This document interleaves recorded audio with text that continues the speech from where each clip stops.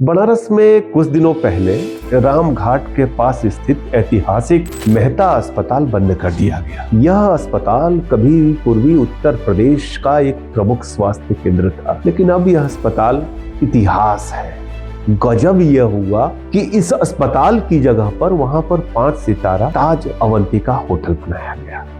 इस अस्पताल को जिसने बनवाया था मुरारी लाल मेहता, उन्होंने बनारस में कई बड़े भवन बनाए, नागरी नाटक मंडली बनवाई, जहां पर आज प्ले किए जाते हैं, नाटक किए जाते हैं।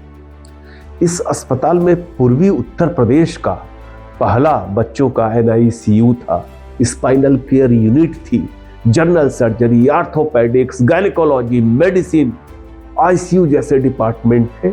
गरीबों का मुफ्त में इलाज करता था, यहां तक कि BHU के रेफर मरीजों का भी यहाँ पे इलाज होता था। जब यह अस्पताल बंद हुआ, दुखद ये है कि उस वक्त बनारस खामोश था। बनारस तब भी खामोश था जब काशी विश्वनाथ मंदिर के जीर्णोद्धार के नाम पर पक्के मुहाल के कई प्राचीन मोहल्लों का विध्वंस कर दिया गया। बनारस मंदिरों का शहर है, कई छोटे छोटे मंदिर तोड़ दिए गए। बनारस तब भी चुप है जब काशी की प्राचीनता और दिव्यता को कथित विकास के नाम पर बार बार चोटिल किया जा रहा है। आप सब देख रहे हैं, सुन रहे हैं कि केंद्र सरकार अब बनारस के प्रतिष्ठित मणिकर्णिका घाट का जीर्णोद्धार करने जा रही है। ऐसा घाट है जहां पर 24 घंटे चिताएं जलती हैं, देशी विदेशी पर्यटक आते हैं, मरने वालों के परिवार परिजन तो आते ही हैं। लोग कहते हैं कि बनारस में अगर मोक्ष मिले तो उससे खूबसूरत कुछ हो नहीं सकता। तो अब सरकार जो है मणिकर्णिका घाट का जीर्णोद्धार और पुनर्विकास की योजना लेकर आई है। प्रधानमंत्री मोदी ने 2023 में जुलाई महीने में इसकी आधारशिला रखी थी। लगभग 18 करोड़ की लागत से ये सब किया जा रहा है। बुलडोजर चल रहे हैं, तमाम जो पुराने जो कुछ था वो टूट रहा है। बताया जा रहा है कि नए मणिकर्णिका घाट में VIPs के बैठने के लिए व्यवस्था होगी, रैंप बनेगा, दर्शन क्षेत्र होगा, बैठने की भी व्यवस्था बनाई जाएगी। यहाँ तक कि लकड़ी का प्लाजा बनाया जाएगा जहाँ से जलाने के लिए लकड़ी खरीदी जा सके, शोक संतप्त परिवार लकड़ी खरीद सके।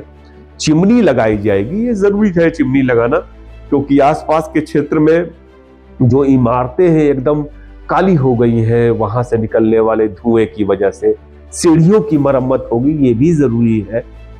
इन सब के बीच सबसे बड़ा सवाल खड़ा होता है कि क्या इसकी जरूरत तात्कालिक तौर पर थी, अभी तुरंत थी?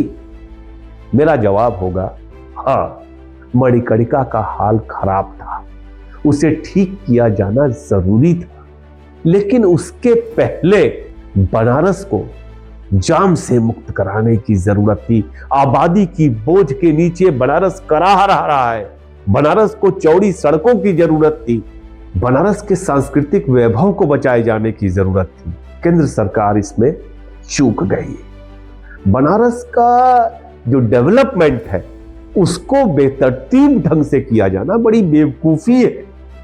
वैज्ञानिक और तौर तरीकों से और नजाकत के साथ ही हमारा सबसे प्राचीन शहर है, उस हिसाब से डेवलपमेंट करना चाहिए था। जैसे अजिंठा का किया गया, जैसे केदारनाथ बद्रीनाथ का किया गया। अब जबकि टूट रहा है सब कुछ, बुलडोजर चल रहा है, तो विवाद भी बढ़ रहे हैं। लेकिन एक बात कहूंगा, मणिकर्णिका घाट के बारे में जो कुछ कहा जा रहा है वो आधा अधूरा है। लोगों को जानकारी कम है कि यह अस्तित्व में कब आया, यह घाट बना कब, शमशान घाट कब बना। मणिकर्णिका एक तीर्थ स्थान है, ध्यान दीजिएगा। शमशान घाट बहुत बाद में आया। मणिकर्णिका का सबसे पहला जिक्र 7वीं शताब्दी में मिलता है। पौराणिक मान्यताओं के अनुसार शमशान घाट और महाशमशान घाट जो है वो 17वीं 18वीं सदी में आए। बहुत बड़े इतिहासकार हुए मोती चंद, वो कहते हैं कि आज जिस भूगोल में शमशान घाट में मौजूद है उसका इतिहास केवल 150 साल पुराना है। जब बनारस पर अवध की हुकूमत थी, उस वक्त नवाबों के खजांची हुआ करते थे कश्मीरी मल, जिनकी हवेली आज भी बनारस में बहुत फेमस है। उनकी माताजी का स्वर्गवास हो गया। बनारस के चंडालों से शमशान को लेकर के उनका विवाद हो गया। चंडालों ने कहा कि इतना धन, इतना द्रव्य, इतनी भूमि दीजिए, तब हम आपको आग देंगे, क्योंकि चंडाल आग देते हैं, उसी से चिता जलती है। तो चंडाल वही पैसा लेते हैं जो मृतकों के परिजनों की क्षमता के हिसाब से। फिर क्या था, कश्मीरी मल बहुत नाराज हुए। उन्होंने मणिकर्णिका के भीतर शमशान की भूमि खरीद ली और वहां अपने चांडालों की नियुक्ति कर दी। महाशमशान कश्मीरी मल ने वहां बनाया। काशी में ऐसा पहली बार हुआ कि काशी वासियों से शवदाह के लिए 5 से 7 पैसे का टैक्स लिया जाने लगा। मणिकर्णिका का इतिहास इतना ही है, महाशमशान घाट का। वहां के मोतीचंद कहते हैं कि पेशवा बाजीराव जो थे, मराठों का बनारस से बड़ा गहरा संबंध है। पेशवा बाजीराव 1720-1740 के दौरान मणिकर्णिका, दशाश्वमेध और पंचगंगा घाट जो है उनको बांधने की योजना पूना से बनारस भेजे। 1730 में मणिकर्णिका घाट बन गया। इसमें बनारस के कोतवाल रुस्तम अली का नाम बहुत लिया जाता है, उसको नहीं भूलना चाहिए। उनकी बहुत सराहना हुई है मराठों के अभिलेख में। नारायण दीक्षित जो थे वो उनके कर्मचारी थे, उन्होंने यह शमशान घाट बनवाया पेशवा बाजीराव के। 19वीं सदी की शुरुआत में महाराजा सिंधिया चाहते थे कि जीर्णोद्धार हो जाए, इसका और बढ़िया हो जाए, चबूतरा बन जाए। 15,000 रुपया भी जारी कर दिए, लेकिन बनारस के पंडों ने इनकार कर दिया, वो इसके लिए तैयार नहीं हुए। दरअसल मणिकर्णिका का इतिहास नया नहीं है। जैसा हमने बताया आपको कि सन 1730 में मणिकर्णिका घाट बना, पेशवा बाजीराव ने बनवाया।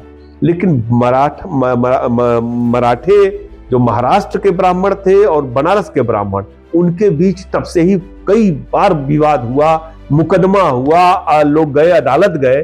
पहला मुकदमा तो 1717 में ही हो गया था, जिसमें महाराष्ट्र के ब्राह्मणों ने दावा किया कि महाराष्ट्र से आने वाले लोगों की पूजा अर्चना वो खुद कराएंगे। सदाशिव नाइक थे, उन्होंने 1730 में एक पत्र पेशवा बाजीराव को लिख दिया कि गंगा पुत्र जो है बनारस के, वो इस बात को मानने को तैयार नहीं है कि मणिकर्णिका घाट आपने बनवाया है। एक बात स्पष्ट है कि शमशान भूमि से महारानी अहिल्याबाई का कोई संबंध नहीं है। मणिकर्णिका का विकास जो है 18वीं सदी के बाद से लगातार होता रहा, कई बार हुआ है। यह बात भी समझ लेनी चाहिए कि बनारस का इतिहास जो है पौराणिक मान्यताओं के अनुसार गंगा से भी पुराना है। ये बात कम लोग जानते हैं। बनारस दरअसल नदियों और कोपों का ही शहर था। कई नदियां विलुप्त हो गई। गंगा ने भी रास्ता इतना बदला है कि आप सोच नहीं सकते। पिछले 200-300 सालों में कई विलुप्त हो चुकी नदियों के नाम पर मोहल्ले हैं। कई शमशान घाट विलुप्त हो गए। केवल हरिश्चंद्र और मणिकर्णिका ही थोड़ी ना। आप मानेंगे कि बेनिया बाग, जहां पर के आजकल रैलियां होती है, वो सबसे प्राचीन शमशान घाट वहां पर था। मंदाकिनी नदी की बहती थी, मंदाकिनी नदी के नाम पर मैदागिन बन गया।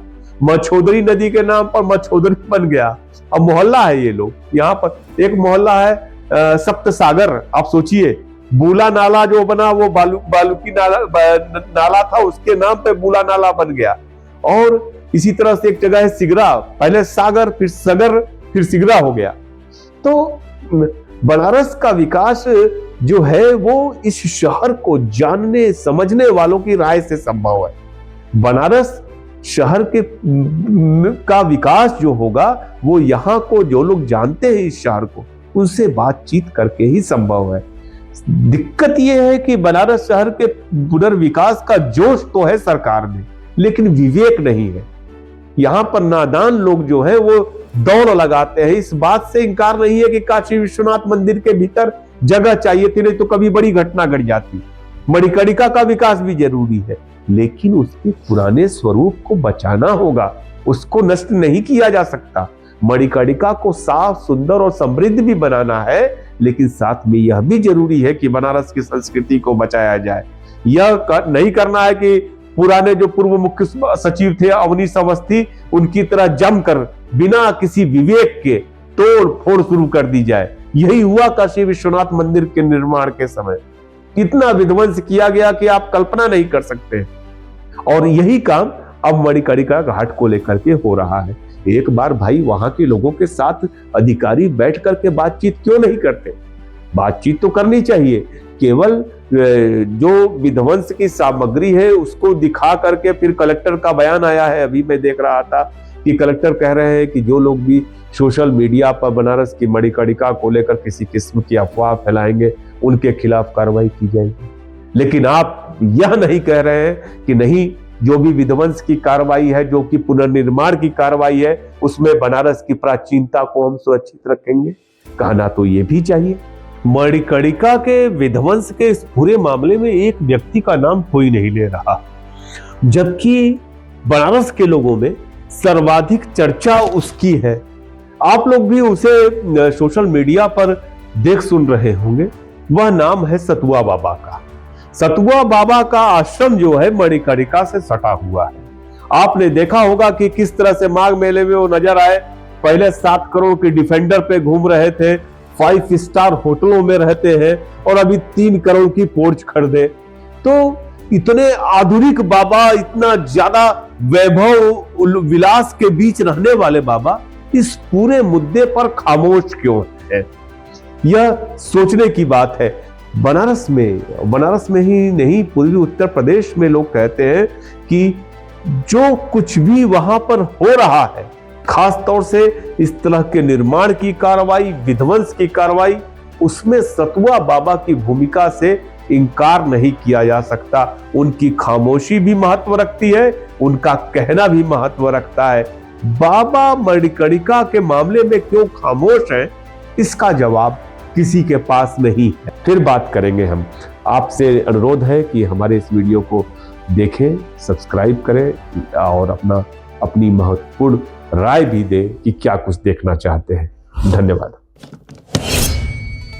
देश दुनिया की रखी खबर हर रोज हर शाम कानो कान सुनते रहें द लेंस पॉडकास्ट। रहे अपडेट लेंस के साथ।